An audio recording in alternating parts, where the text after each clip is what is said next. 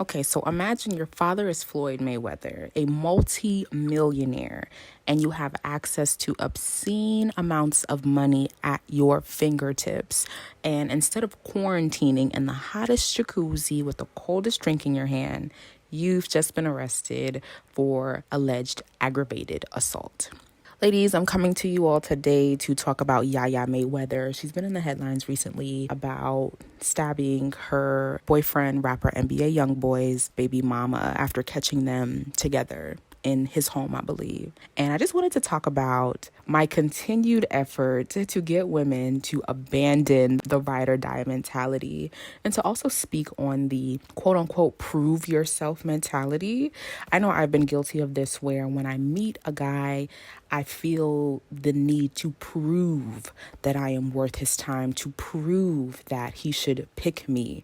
And I do this by trying to convince him that, I'm not going to be in your phone. I'm not going to ask you for your code. I'm not going to hassle you. I'm going to be supportive of you. I'm guilty of going out of my way to try to prove that he should be loyal to me or that he should pick me or that I'm worthy of his time. And I'm not sure if it's unique to the Black female experience or if it's something that all women go to. Again, I can only speak to the Black woman experience because I am one. But I think that mentality has something to play in what Yaya has recently been involved in. NBA Youngboy is not a prize. He is not worth your freedom. He is not someone that you should be doing this for, right? And you no man is worth your freedom. But I'm just so curious as to why Yaya decided to take this course of action when she found them together, right? NBA has a couple, maybe several baby mamas, I'm not sure. The fact that he has so many baby mamas speaks to the types of relationships that he curates.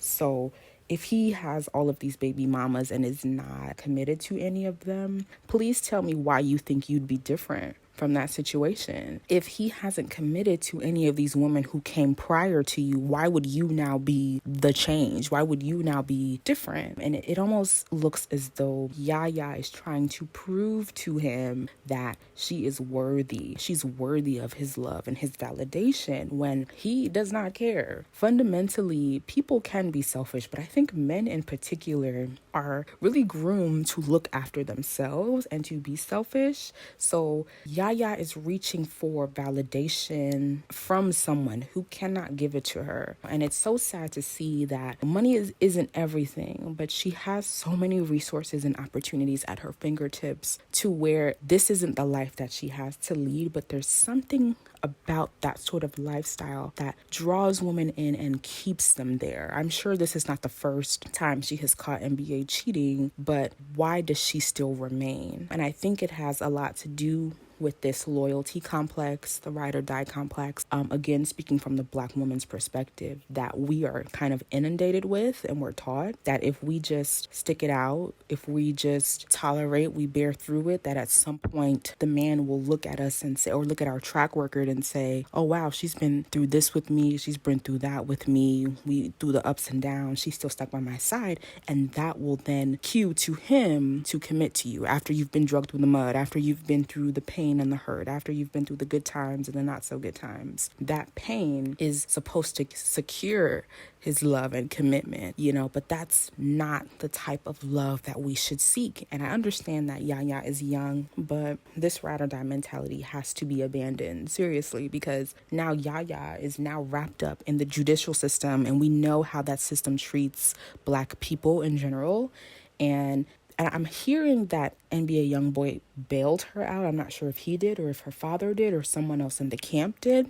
But for him to have bailed her out, yes, okay, that is, he ought to. He better have, right? Because he's the reason why she's in the situation that she's in. But to see the IG live, I didn't watch the whole thing, but to see her back in his circle, girl, why do you keep going back? What is it that keeps drawing women back into these type of situations? The behavior is not going to change when you tolerate this behavior from men, right? Thinking that if I just stick around and just keep, fighting through it, he will honor me because of that and choose me because of that. And it's so not true. But to see her go back to him, that indicates to NBA YoungBoy that my behavior is okay, and it doesn't inspire change. If I can treat you like this and have all these different women around while still calling you his quote unquote wife, she'll stay, right? Like, and I don't have to change my behavior.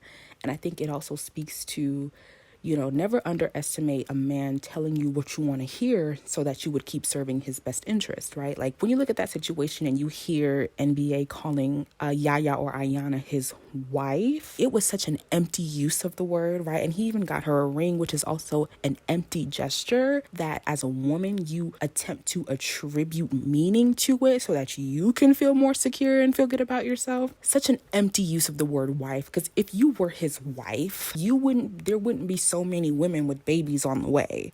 Never underestimate a man's ability to tell you what you want to hear, right? The strategic nature of using the word wife when referring to her. It's a strategic use to keep you complacent. It's a strategic use to keep you in line, right? Because it's those little gestures that, make women feel like, okay, this is something. Like, he's calling me his wife. That means something. I'm hoping and praying that, when she goes to court, that all of this can be figured out. I'm also hoping and praying that the young woman who was assaulted recovers and that the baby is okay, because this is not the type of behavior that needs to be happening. Like, no man should ever drive you to violence against another woman. And I also question, why didn't Yaya take the knife to NBA? Why did she go to assault the other woman? Like, the only reason why she was even in that house is out of NBA's complicity. Like, he had to let her in. You know what I mean? Like, he was in agreement with her presence in his home. So why was she the only victim of your rage, of your violence, of your insecurity? Again, not advocating for violence against men or against anybody, but why was that her line of thought? So again, ladies, we're looking at the dark side, the detrimental side of the ride or die mentality, this idea of having to prove your love to a man who will not reciprocate that to you. God forbid if Ayana, does time, NBA is going to continue living his life. She will be an afterthought, she will be forgotten, and he will continue moving on, you know what I mean, with the other women. So never sacrifice your freedom, your energy, your time, your peace for a man. It will never be worth it. Being so young, we've all been there. We've all had those, moments where we thought we were in love and we were willing to do anything to maintain it. We have to, as women, desperately abandon this ride or die mentality, this undyingly loyal complex where we just have to be supportive of a man and just be there. No love is worth being drugged through the mud and being beat up on emotionally and mentally. Let that go. NBA is not a prize, Yaya. You have access to too many resources and too much opportunity to waste it away. We also have to speak to the role of the parent, right? I don't think Floyd has been that upstanding of a man when it comes to relationships. I think he has, multiple women, that whole thing. I'm not sure the role that the mother is playing in this, but someone has to give Yaya that guidance. Someone has to speak to her. I just wanted to talk about that really briefly. I hope Yaya can recover from this. I hope the young lady recovers from this. But ladies, this is an example of what you don't want to do.